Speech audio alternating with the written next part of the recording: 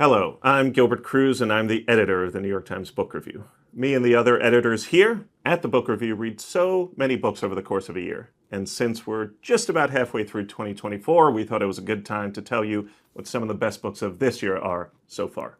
This first one is so surprising and so delightful to have discovered. It's Beautyland by Marie-Helene Bertino. It essentially is about a young girl born in the late 1970s who she discovers that she is an alien. She has been sent here by members of her race who live hundreds of thousands of light years away on a dying planet to come to Earth to observe our doings and to send back reports about whether or not this would be a good place to live. This book is full of lovely little observational gems about human life. One of the reasons I loved it in particular is because it reminded me, I'm not an alien, but it reminded me that no matter who you are, when you are growing up, there are moments when you will feel like an alien, when you will feel like an outsider. Next is Good Material by Dolly Alderton. This book is about a struggling stand-up comedian in his mid-30s who is just dumped by his girlfriend. He's wondering, what went wrong? What did I do? Why am I now living with a 78-year-old conspiracy theorist? We've all been there.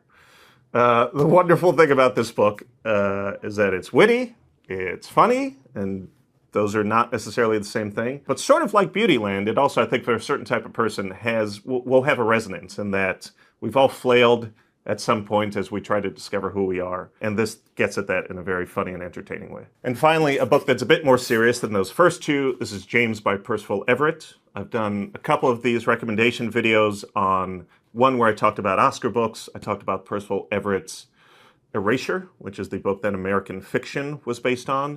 And this book sort of tackles one of the biggest pieces of American fiction ever, which is Mark Twain's Huckleberry Finn.